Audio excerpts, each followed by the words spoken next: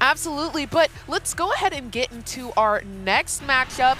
The deck list is going to be first for Caera. You've been talking about Caera so much today. Break this down for me. What are some big call-outs? What do you see that's normal? What is different? Well, right off the bat, I'm actually surprised with the unit spread here. Plundering Poro is pretty normal. Watchful Sentry is pretty normal. Lecturing Yordles, sometimes contested with Kai'Sa's, like, do you need it, do you not? And then Noxus Hopeful has kind of found its way back into a lot of decks. But Forecaster, let's look at Forecaster. I did not expect this. It's a 2 energy, 2 might. Your mechs have vision, so it gets vision, and also your Ferris Forerunner, and then theoretically the mechs that Ferris Forerunner would get it. But like vision's not really that powerful of an effect when I think about it, enough to have like another 2 might in there. But hey, it's cool. I'm excited to see what they do with it. They're also on kind of a more mid-range deck. No Kai'Sas in sight in the main deck. They have the one obviously in the Chosen Legend spot, but no other ones in the main deck. Instead, they have the 2 Dariuses. Hits a little harder, helps you control the board a little more as it defends for slightly more. But then it's still kind of a fast deck with a 3000 Tails and then all of the snipe spells, Hextech Ray, Falling Star. Oh, I'm noticing no Singularity. Am I blind? Yeah, no Singularity main deck. Wow, this is a very low to the ground, unit-heavy, combat-focused Caera build. Absolutely. Now, I will say that, yeah, that Darius and that Falling Star is something that we usually see, especially paired up with that Cleave. But let's get into the opponent. Y'all are going to love this. It's Caera versus Draven. Oh, there's the Kai'Sas. We found the You found the Kai'Sas. Yep, there it is. Draven playing a mid-range style. They got the Kai'Sas, they got the Dariuses. These are the 2 that people have adapted towards. You're basically still playing what the old mid-range Draven was, just with the ban list on top of it. Instead, you have the Showboat Draven as your chosen champion, and you can go to Purple Draven in certain matchups as well. But the other adaptation here is the Rek'Sai. 3 red Rek'Sai. I love this unit in Draven, because if you play a unit from anywhere other than your hand, it has the ability to come in accelerated. Notably, your Draven Showboat from the Champion Zone is not being played from your hand. So you can accelerate your Draven Showboat. Once you're at like 5 or 6 points, that's like a 9 accelerated unit. That is terrifying. And the 3 main deck rebukes, I've heard a lot of players talk about this of like, okay, are you on 2 or are you on 3? Nobody's on 1. If you're on 1, you're probably a little behind. But the question is like, how many do you need? 3 feels pretty good against a lot of the spread. Absolutely. This looks like a really good matchup that we're about to witness. With all of the bans, let's see if Draven can hold it down in our next game for the regional qualifier. Let's look at this win rate down here. Caera versus Draven. 41%, 40 at Atlanta, but do not count it out because we just saw that Victor versus Fiora, and it was highly Victor favored. But now, maybe Caera can pull it out. And I will say, I think stats like this can sometimes get inflated, specifically with Dravens, because a lot of Draven players might take offense to this. I think Draven's an easier deck to execute. I've heard this across quite a lot. the board. I think that if you take players that are playing more towards the floor versus the ceiling, Draven can have a relatively consistent win rate. Whereas Caera, I think it's one of the decks. It's also forgiving. Don't get me wrong. Yeah. I think Caera is also a very forgiving deck, but slightly less so than the Draven. And I think that the skill expression scales a little more towards that ceiling. I think that the Caera against the spread right now, if you have a really good Caera player, it can have a lot of success. The concern I have is this is a unit-heavy, combat-focused Caera list, as opposed to a spell-heavy snipe Caera list. I didn't see Piercing Lights, I didn't see Singularities, so you're going to have to use your units much more, which Draven's usually happy about. Absolutely. Oh my goodness. But we're going ahead and we're seeing what cards do we want to mulligan. Do want to point out this man's got the signature Caera. He's for real with it. I love to see it. I always love seeing like the top players. They've always got the cool cards because they know they about to win. And you got to have it in the really thick plastic case. Oh, you don't want nothing touching. You're going to be exhausting it a lot. Oh yeah. Yeah. Hands are sweaty. So spaghetti. Mom spaghetti.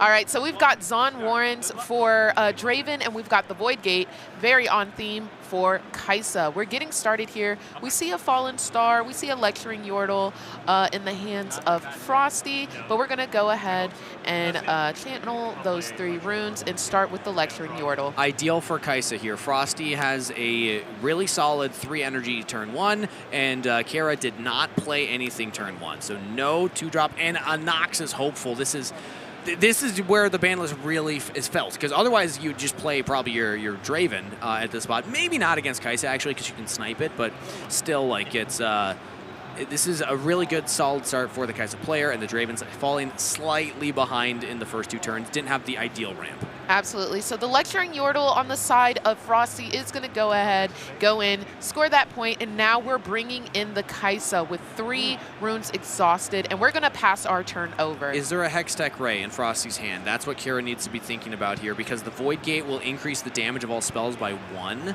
so that actually will do 4. So Caera says, nope, it's really tempting to just say, no, go for the Yordle, because you win the combat and draw a card. You get to cycle a card with the Zon Warrens anyway, discarding a Rebuke. But it's just scary going into Void Gate when there's 1 rune up on Caera's side. So we're exhausting all of our runes here, and the Ferrous Forerunner Ferrous comes in. Again, I can't do the R thing, but I like it when players It's do. a tough one.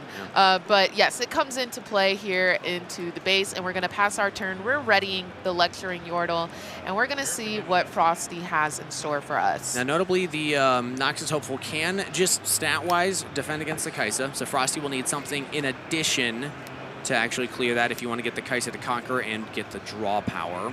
I can't Is quite that a Darius that we just drew? I see a Stupefy. If it's Stupefy Darius, that's pretty good.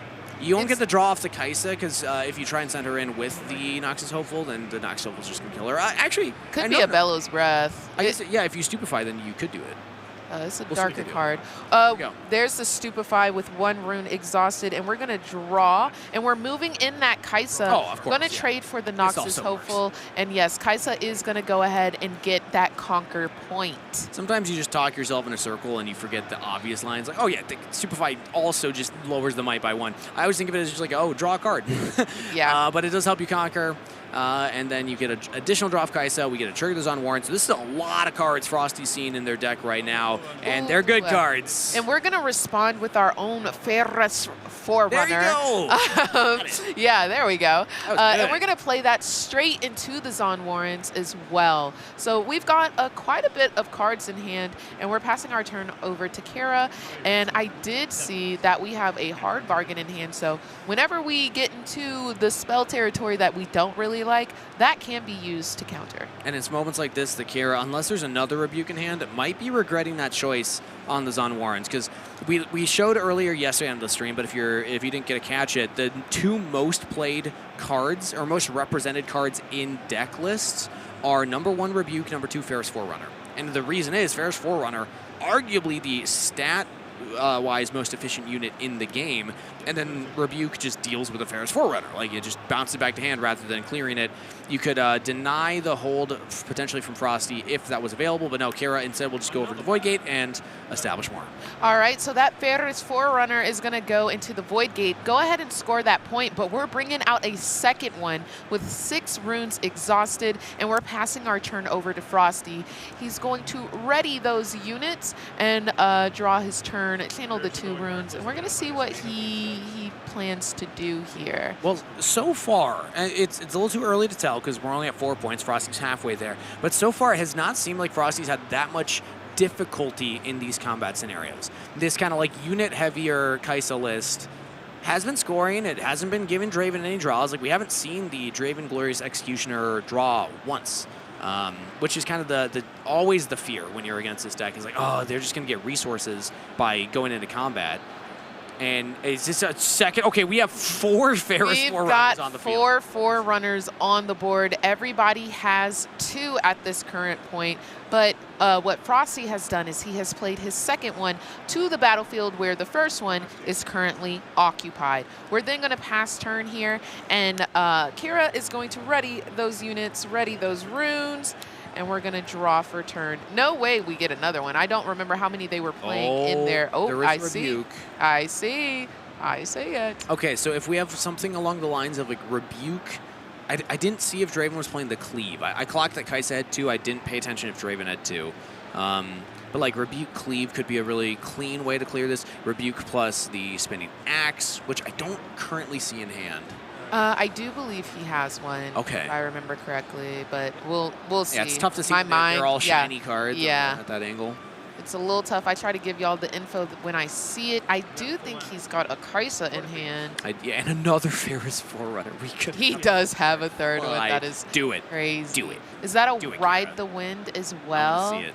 Ride the Wind, Hard Bargain, Caera, Ferris Forerunner. How funny would it be if we just play another Ferris Forerunner? Well, I can't wait till we have all the mech tokens on the board. That's going to be really fun to keep track of. This is my toxic trait, is I almost always do the funny play as opposed to the correct play, just because I want to see what happens. But another funny play would be Ride the Wind, the Ferris Forerunner on Void Gate in as you're attacking with the one in base. So that way, 4 Ferris Forerunners, 4 Forerunners will die, and then 8 mech tokens will spawn at the same time. Yeah, that's also funny. That would be a fun one. I think that would be super fun. It looks like we're going to go oh, JK. Would we have enough for the... No, we wouldn't have enough for the 3rd Ferris Forerunner on Caera. Could you'd be at 5 runes left at that point. We are going to exhaust the 6. Oh, it's happening. Again, this is also quite funny. I think all of the outcomes were funny. This is arguably the funniest. Yes. It hasn't been played yet. There it is. There it is. All right. Woo, there it is. So we're going to recycle that one just to make sure we pay that power cost. This is and it goes in exhausted. And we're going to see what we're going to do. Yeah, again, just a reminder, this is the most represented card at the event. I can see why. 500 decks. I see why. Lord have mercy. So Frosty's going to go ahead and channel the runes. Ready his units, draw for turn. Play another one, Frosty. Come on. Like, do it for the people. Let's put no other units on the board except for those. We are only allowed to play Ferris Forerunner. Yes. And in fact, send in the Wait, is he really doing there's it? No way. He's no way. Channeling. That's 6 he Ferris just channeled Forerunners. 6. He recycled 1, and we're getting all Clip 6 it, ship Ferris it, post Forerunners onto the board. Caera's like, what the fricky, bro? What is ain't going the on? League of Draven. It's the League of Ferris Forerunner. All 6 are on the board at one time. I see your Forerunner. I raise you a Forerunner. Well, I see your Forerunner, and I raise you a Forerunner. This game is so funny, man. I love Riftbound. The best part is Caera has the Rebuke. So we could Rebuke one and force a 7th Ferris Forerunner placement this game. This is hilarious. What do you do? It's a game of chicken right now. Yes, it is. And we're about to see. We're about to see. How do you want to tackle all of this might on the board? Because like we said, a 6 might unit, yes, but it spawns another 6. We could have, what, is it 12? Yeah, 12 mech tokens on the field. Do they have enough in the building? Are there enough mech tokens in the building? Have we printed enough yet? Yeah, no, like for this one match. This is crazy. And imagine that you get the Forecaster out as Frosty, and suddenly you get 6 vision procs. Oh my goodness. Oh my goodness. And then you have a Karma on field. No, I mean, that doesn't make sense, but you get a lot of buffs. I'm still on last game. Okay, we're gonna. All right, we're moving in. We're gonna go ahead and start this showdown. I think we're just sacrificing so we can get those mech tokens onto the board. Yeah, it's getting a little ridiculous. Let's simplify the board. And it looks like Frosty is going to allow that to go through. He wants his mech tokens as well. But we're going to go ahead and bring in the Darius. Yep. Notably, mech tokens do not count as playing a card. So Darius is not ready yet. You still need to play another one. And we're going to have the Rebuke.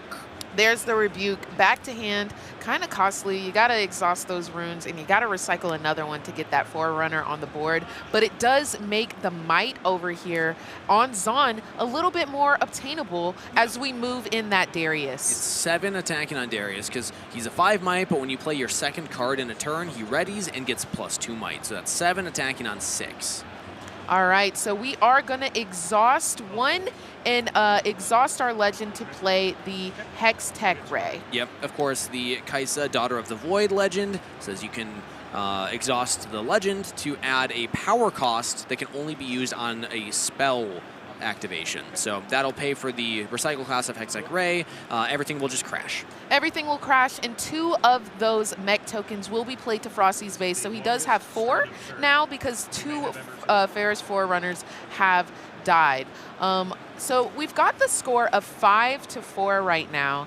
We have 2 of the Forerunners up on the Void Gate for Caera, and I'm curious to see, like, what do you do now with your... Send the mechs in. Yeah, with the Send 12 all might that 4 you have. mechs in. They'll trade. And that's one option. Then you can try and establish the board, but I think that Caera... Oh, the Falling Star. Want to take care of those mech tokens that Caera has. We've seen a lot of trading here. We've seen a lot of matching with the you spawn a Ferris Forerunner, I spawn a Ferris Forerunner. I get the 2 mech tokens, you get the 2 mech tokens. Let's go ahead and stop that. Let's get rid of it, and let's move everything we have, everything we own to the Zon. That was awesome. He just says, nope, I'm not going to interact with the Ferris Forerunners. I know that you're going to get all these tokens. Bet. You got to come into me. And now that is, what, 12, 16, 18 might on that Zon Warrens. Goodness gracious. And we're spreading them out just for the clarity of it all to see what might is where.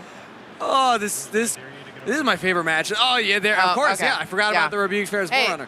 This is the best game by far that we've had so far in Atlanta, and we've had some really good games. I just want it to die so we see all of the mech tokens. I just want there to be so many mechs on the board. We are 2 away from the maximum potential because of that Falling Star. Yes, so we're going to go ahead and pass our turn over to Caera. Going to ready those runes. And how? Why? I think why is the better question. Yeah, I just don't even know how to. You know when something gets so difficult and you look at it and you're like, oh, like, how do I even approach this hill, approach this battle? Well, we're going to exhaust 5 runes, recycle 1, so that we can bring in this Draven. Like you said, his might is increased by his points, so he is sitting there at 8. And we're also going to bring in a overzealous fan. Interesting that we put the overzealous fan, but did not pull back any Ferris Forerunners right now. So Caera is still maintaining the hold, but is down on the clock. So I reference the clock when I talk about Riftbound a lot of, like, if you are ahead on points, you are winning the clock. That means whoever is behind is in the pressure seat. They need to find a way to come back. A lot of decks are comfortable being behind. Aurora decks, Ornn decks, even sometimes Draven decks, like they can have big comebacks, but this is a pretty significant clock because Caera can't win on his next turn. Frosty can. Frosty can win on this turn if you get the right combination of cards. It's going to start with the Stupefy, so I'm imagining not, but we'll see. Alrighty. I'm not sure, like, can he accelerate anything so that the overzealous fan does defend or something? Because, yeah, I'm also curious why he played that to the battlefield.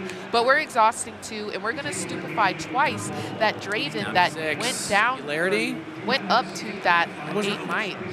And there's the Falling Star. Nice. The Falling Star is going to clear the board, is going to be the good game for Frosty, taking the first game.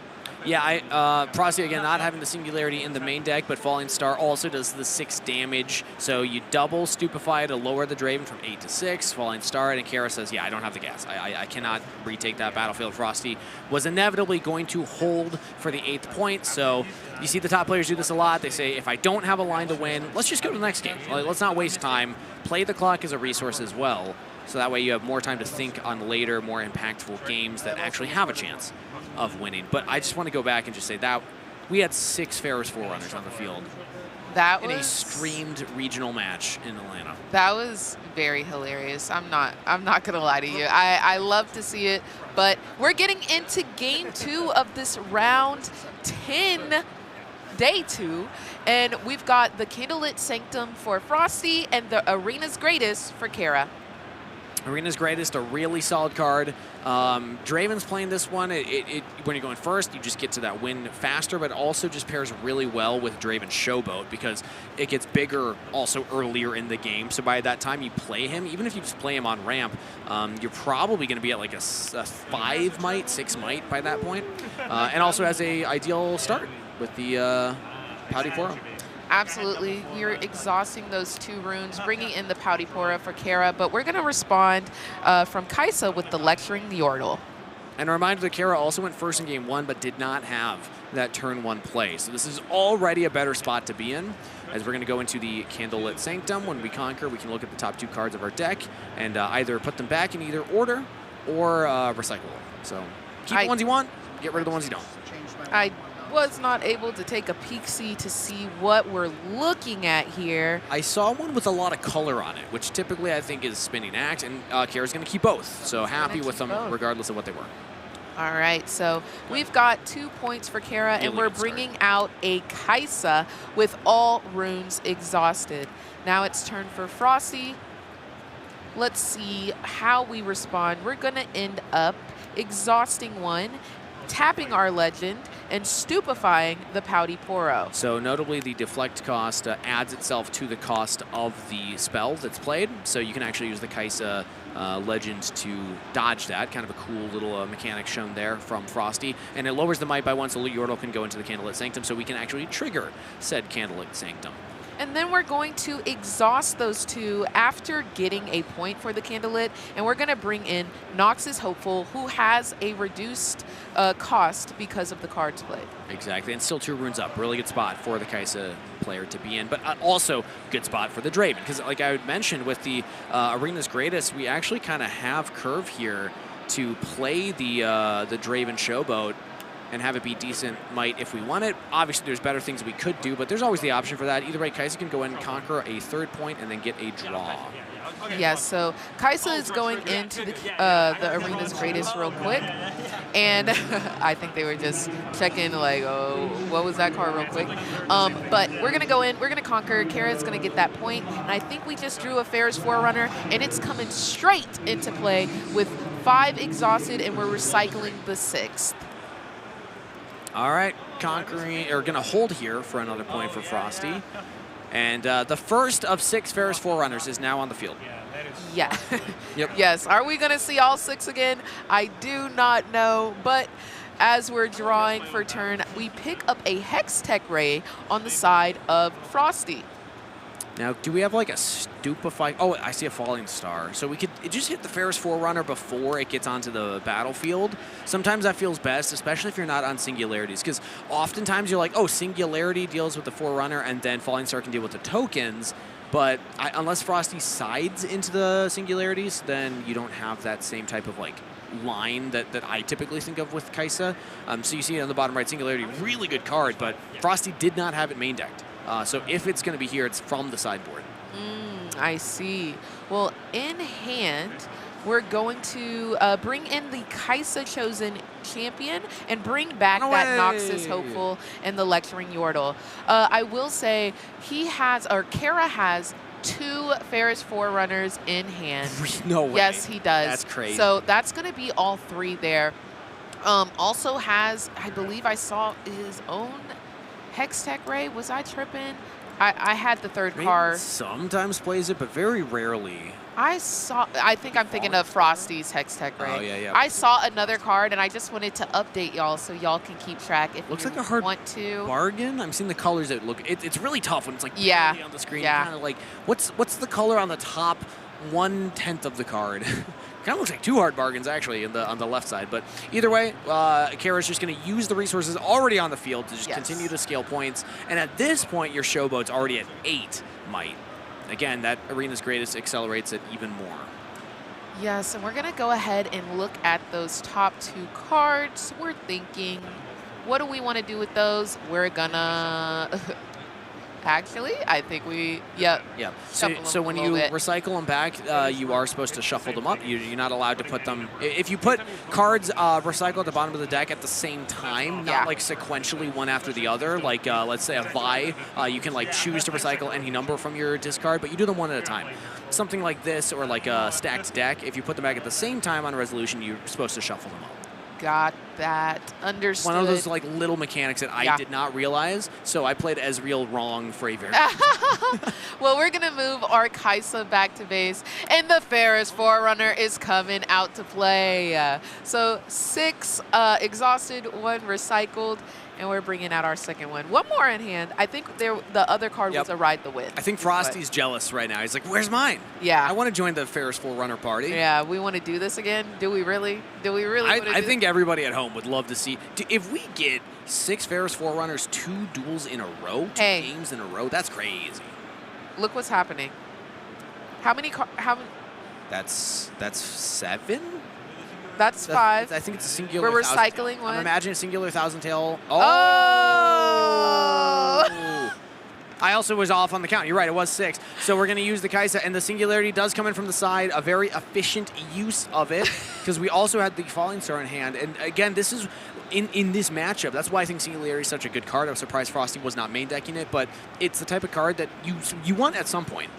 You want into some matchups, so maybe Frosty's just saying, it's not good into everything, so I'm not going to play it main, but it'll side into these because it's so good at the Ferris Forerunner, the Caesas, the Dariuses, like all these kind of mid-range cards. Right, and you see why. You can see why firsthand as that got played, because we were able to take out 1/2 of the Ferris Forerunner. We do have to go through these mechs yet again, but we're going to go ahead and exhaust one and recycle the other to go ahead and play the Smoke Screen. Okay, so not the Falling Star. That would have been an expensive recycle cost. We're going to Smoke Screen the Ferris Forerunner instead. Now, there's a fun little interaction here because the Caesa is going to go in, and we actually send both. The Nox is Hopeful and the Caesa. It's down to 2 Might, and there's 1 rune up on Draven. I'm wondering what they're thinking that 1 rune could represent us on both. Maybe they just want to reinforce it. Either way, they get to trigger the Caesa, but they also get to use the Candlelit Sanctum first, so they can actually look at the top 2 before they draw with the Caesa, see what they want. If they don't want either, put them at the bottom. Otherwise, you can choose which one you want and then add that to the hand, essentially, because the Caesa will draw afterwards. And that's exactly what is going to happen. 1 was recycled, 1 was put back on the top.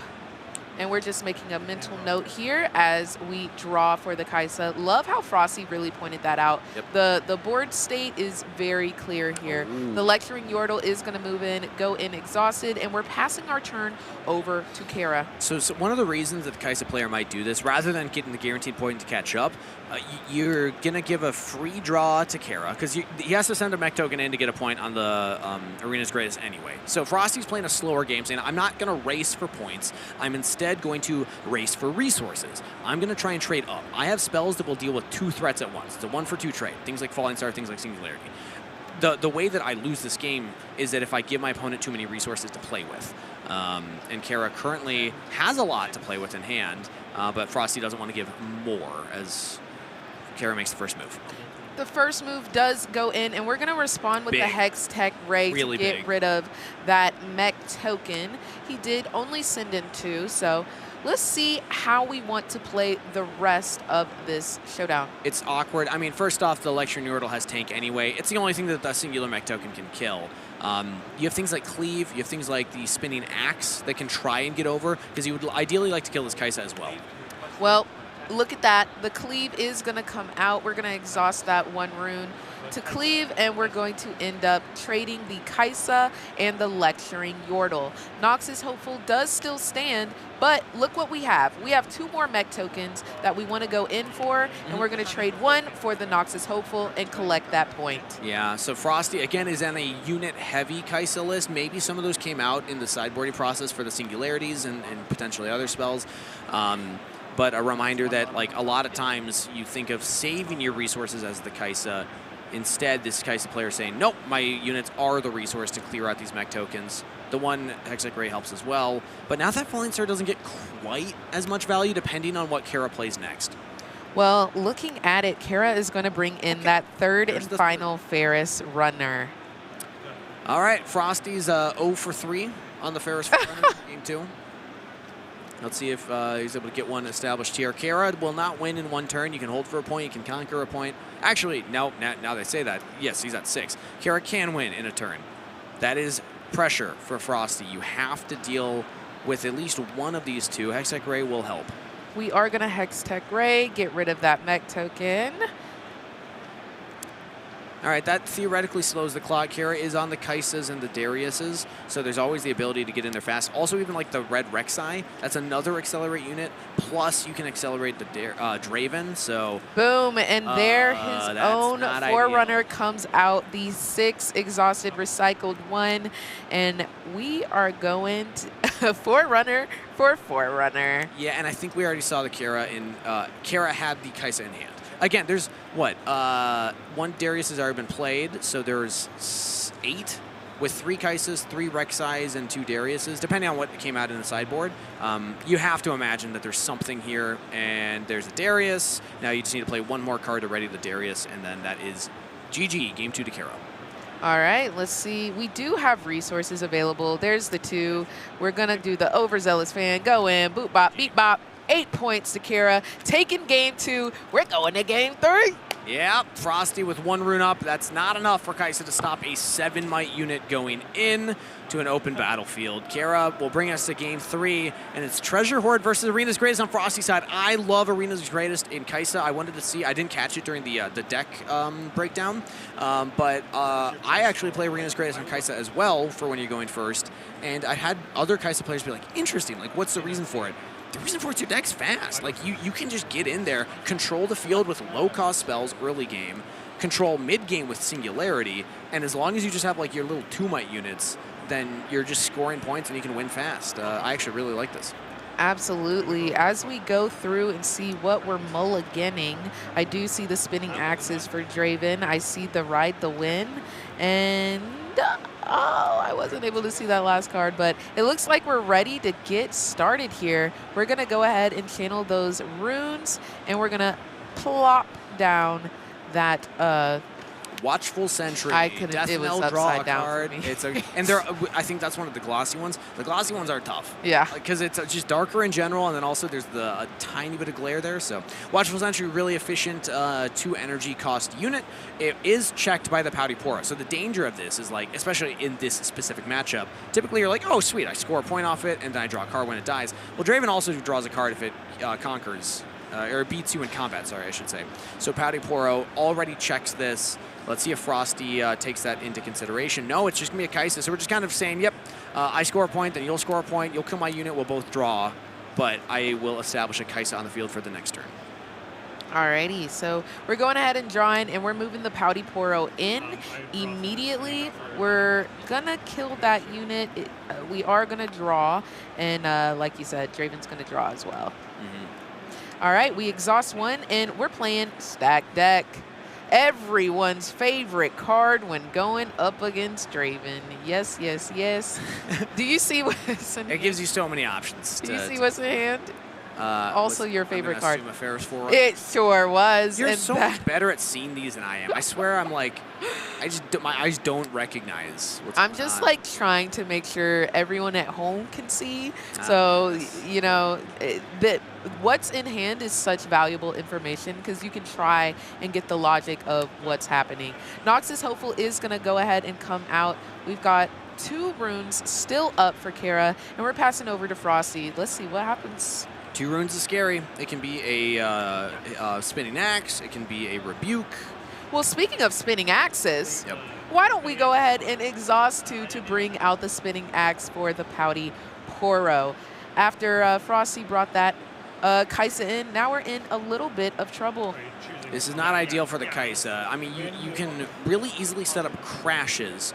Hard to set up clears before the Kaisa goes down. Because, like, a Stupefy will crash, a Hextech Ray will crash, a Cleave will get over it. A Cleave does take out that Pouty Poro. Now, the spinning axes do not go away, as it is some gear that you can re-equip for next time. So we're just going to go ahead and exhaust that 1 rune, Cleave for the Kaisa, and then we're exhausting 2 more because we're going to play in a Noxus Hopeful at a cheaper cost. 2, Whoa. actually. Nice. We're actually playing 2. And we still have 1 up for a theoretical Hextech Ray, a Stupefy. There's things that Kaisa can use that for, but I love this list from Frosty. It's very different than the list I have been approaching Kaisa with, but I think it's showing the benefits of it. the things like the cleave in the main deck means that your Caera can do plays like that. You can always guarantee the draw, or essentially guarantee the draw. There's decks that will be able to stop that, but it helps check things like Master Yi passive. It helps check things like directly the Spinning Axe. It's the same might bonus that you're getting. Really, really cool. Yes, and we're going to go ahead and move in that Noxus Hopeful to score a point, and then we're going to exhaust all of our runes, recycle 1, so we're only down to 5 here, but our Forerunner is going to come onto the board. We'll then pass turn, and Frosty is going to ready those units. And hold for a point as well. Frosty is winning the timer right now. If the game state just continues and each player scores 1 per turn, Frosty wins the game. So that means, again, it's Caera in the pressure seat, and here we go. It's happening. We're exhausting those 5, recycling that 1 for the Forerunner, played to the arena's greatest. So there were 6 played, technically 7, because 1 was rebuked and then replayed. So 7 played game 1, 3 played game 2, that's 10, and now 2 played game 3, that's 12. There have been 12 successful plays of a Ferris Forerunner to the field. Yes, a lot of running has been happening. Where are they going? Where are they running to? Apparently to get the mechs, because they do normally die. I'm not going to lie to you. True. So here we are. They're running to that trash pile. Yeah, where they're running. Truly. What? Efficiently. Again, they're efficiently running to the trash pile. Yeah. They are indeed. What is your course of action for, like, when you want to deal with the might on this top side that Frosty is holding? How do you overcome that? I think it's, as a Caera enthusiast, I hate to say it's relatively easy. Draven's got a lot of options to remove battlefields. Things like Rebuke are going to be at the top of the list for the Ferris Forerunner, but then we also have accelerated Rek'Sai that can then allow your Draven Showboat to accelerate. That's going to come up probably on later turns. You want the Draven to be a little bigger, and also you want more Rune Ramp for that expensive play, but we got to keep our eyes on it. Darius is another one that we've seen before. Caera is on the cleave, so the OG Origins Classic, Darius plus the cleave, that's a 10 might attacking in. With the Ferris Forerunner, that would almost clear this already. So I don't think that Caera's in the immediate pressure to play now. When I say, like, oh, you're in the pressure seat because of the timer, it's an eventual timer. Like, you got a couple of turns to play with here because Frosty's not establishing a board at his own base to try and push onto this Noxus Hopeful. So you can probably assume that's going to hold, and then you're able to, you know, just get a bunch of units on the board and eventually push in to that battlefield held. But all that to say, I think the Draven's one of the best decks at dealing with this type of game state. All right, well, it looks like we're finally getting into some decision making. We're going to do the rebuke. So we're going to rebuke that Ferris Forerunner back to hand. And here we go. And bring out the readied Darius, because this is the second card that we're playing. Oh, it's really that easy. Huh. Yes, and we're moving in with both the Darius and the Ferris Forerunner, getting that additional 2 might for Darius here. What is going to be the response? A Hex Tech Ray. Okay. It'll all crash, but it's still advantage for Caera because you're able to get the 2 mech tokens. You're holding the point. Now you're taking the timer because Frosty, I don't see a lot of tools for Frosty to get onto the battlefields fast. You're only on the 1 Caera, none main deck. Again, unless sideboard comes in. We don't know what's in the sideboard, but I'm going to assume Caera has now kind of retaken that timer back onto his side. Yes, so we get those 2 mech tokens. We clear the board so we don't let Frosty get that additional point, and we're passing over to Frosty. Immediately, we're readying. I thought those 6 runes, I was like, oh, my brother. Technically drew first, but you know what? Again, good sportsmanship. Yeah, just take it, you know. They ready the runes. Begin your turn. Let's channel and your then draw. runes. There we go. Yes. It's like, what's the ABC? It's so easy and laid out for you. It's still somehow my brain just kind of... Because, like, you just do it every turn of every game, so you're kind of just like, blah, blah, blah, you know? Yeah. Like, it just always comes together. When I'm in competitive environment, I really try to do it correctly, but when I'm at home, I do it out of order every time. So do as I say, not as I do. I'm expecting a falling star here. Yep. Well, what do you know? The Falling Star does take out those mech tokens, so it's going to be a little bit harder for Caera if they want to score on next turn for the arena's greatest. Lecturing Yordle is also going to come out, and then we're exhausting 3 more to play a second one. And we're drawing a lot here, so we're getting a lot more cards in hand so that we can do something on our next turn. You know what I'm just realizing? I think the art on the back of Lecturing Yordle. See that like Yordle behind him? Because he's giving the lecture to somebody. Right. Is that the person that's in the new battlefield? The arenas. the one where you hold and you move a unit around. Amateur recital production. Is that the same? Is there like a lore about this card? When are we gonna get that card? Right. I don't think it's the same person, but you know, I see what you see. The hair is the same. Similarities. And she did have ears. So I see what you see. Which Lecturing Yordle, undetermined if he has ears. We don't know what's under that cap. This is true. Or helmet? Is that a helmet? It does. It gives quirky. It gives, yeah. I'm just realizing like an orange jumpsuit. I don't know what qualifications this guy has to give a lecture. I mean, there's a cupcake. Is that Caitlin's trap? Shoulder tattoo. Is that Caitlin? This Yordle's lived a life. Is that Caitlin's trap? Like it looks like a Yordle snap trap. Yeah. Maybe he's lecturing her on how to not get trapped by the Yordle trap. And the Yordle behind is like disarming a different trap. We're really breaking down this because nothing's happening currently in game. Yeah, a lot of decisions are trying to be made here. Caera's taking some time to think, so we're going to keep talking about the art. So the Yordle is clearly like not helping. The Lecturing Yordle's not helping. He's just lecturing while the other one's doing all the work and seems distraught. That's not a happy looking face. All right, Draven's hit the field. Draven has hit the field with the 5 runes exhausted, 1 recycled, with an additional 5 might, because yes, when he comes in, the might is increased by the points. So Caera just wants to make sure everybody knows he's sitting pretty at 8. Draven, the hero of the Yordles, gonna make the Lecturing Yordle quiet. Potentially, we'll see what happens here. The Yordles on the field of Frosty right now are gonna be primarily just kind of resource scoring units. They don't have a lot of might on their own. Tank is a useful keyword to kind of help dodge some of the damage, but Draven, as we saw in the previous turn, can swing for a lot of damage at a time, especially now that you have an 8 might, soon to be 9 might unit, depending on what Frosty does. I mean, like, Singularity plus Falling Star, like, that can clear this current might, but the longer this goes, the tougher it gets. I guess we did see the double Stupefy in the Singularity on the last game. That's also an option. But what's in hand right now? There's a Bellows Breath. There's 2 Ferris Forerunners. Yeah, so he's got some stuff that he could play, but it looks like we're not going to start with the Ferris Forerunner. We're just going to exhaust 2. Okay, we're starting with the Ferris Forerunner. Yep, count them out. Yep. So that means it's going to be Ferris Forerunner in base. I was wondering if you send a Yordle in to bring it to a battlefield. Yeah. Oh, no, it's not. You know, I love it when they're like, yo, casters, can you let me cook real quick? Singularity comes out. This works too, okay. Bellows Breath comes out. Very expensive, but it's enough. You want to deal with the threat of the Draven while it's at an 8 before it gets to a 9, because certain numbers are really, really key for certain matchups. Caera can hit even numbers much easier than the odd numbers. I mean, you always have these combinations, but like getting to that 9 is a big break point where it's hard for Caera to deal with. But the Bellows Breath plus the Singularity is enough to just go 8 damage, take it out. Once it gets to 9, you really need like Falling Star plus Singularity. And if it gets to 10, it gets even harder because then you have to Falling Star it twice. Yeah. Exactly. That was a big swing.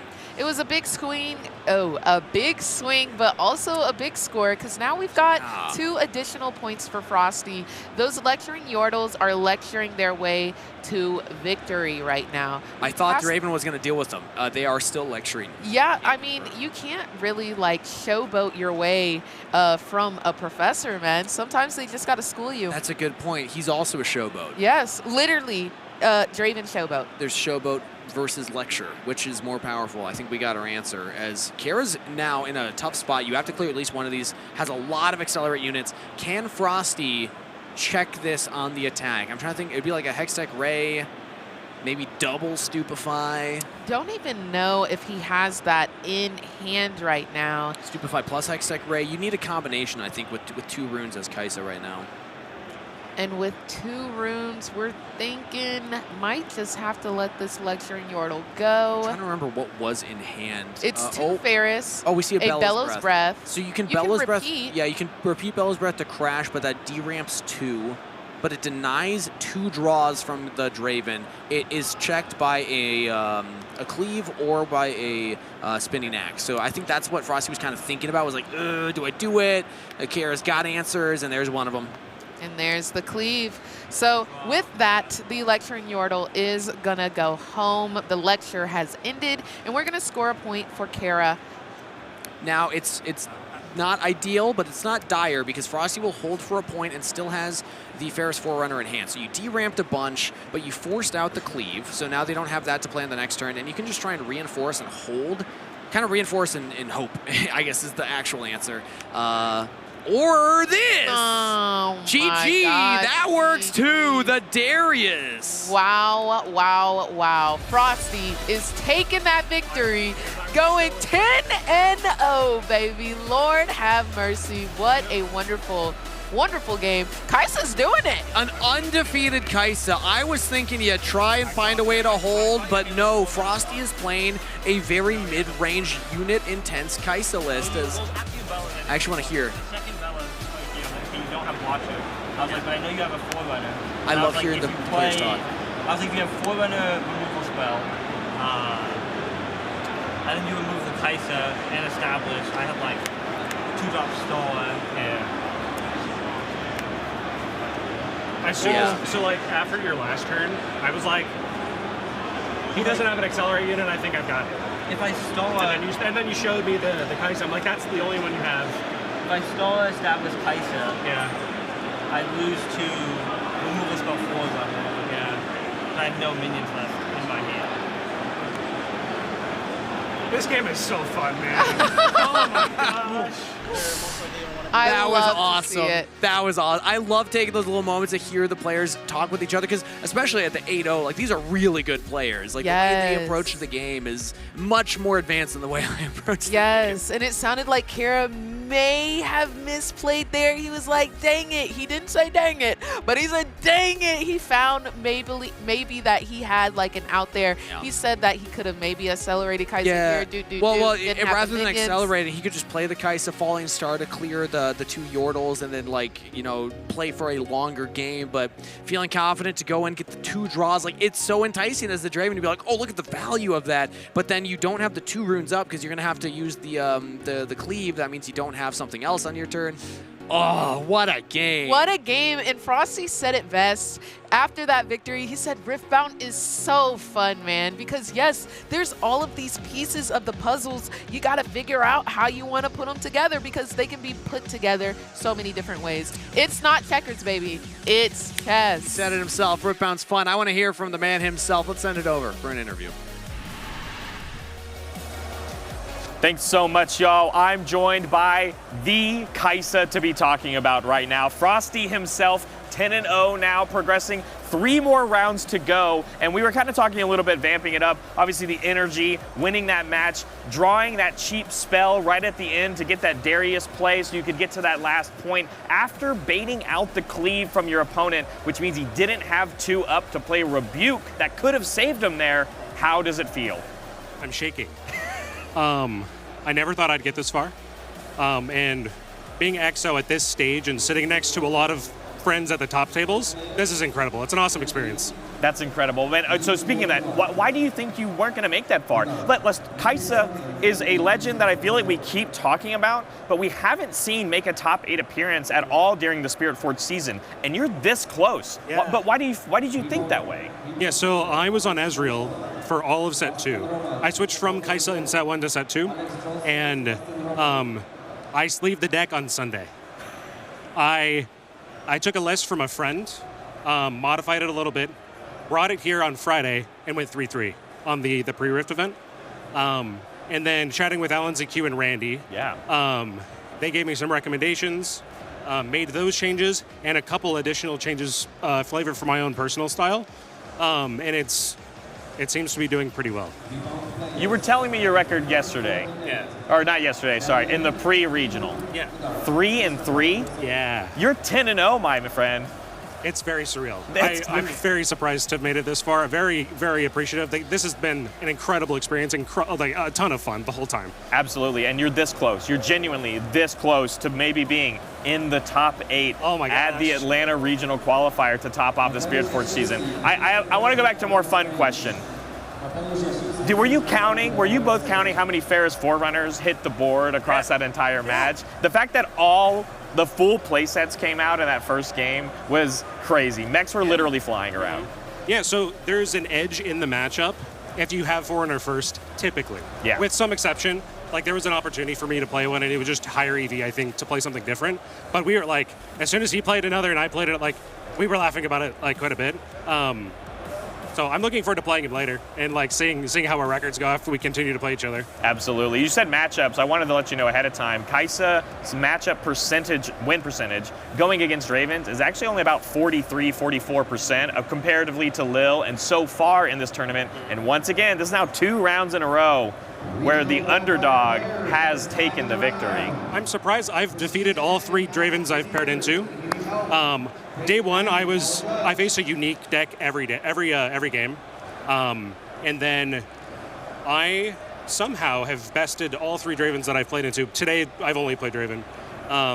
The first game, I think, is favored for Draven, as I have too many 2-drops in my deck. Yeah. And then as I board in more, a little bit more removal, yeah, it evens out the matchup a bit. But also, I have more combat tricks in my deck than most Kaisas in the room. That's good. There's some friends of mine that are trying to convince me I have the best deck in the room, and the further the best Kaisa list in the room. We'll try. We'll find out. See if you're holding a best of at the end of the day. I'll be so excited. Well, congratulations for your victory. You're doing an incredible job, Frosty, but we're going to send it back for more action.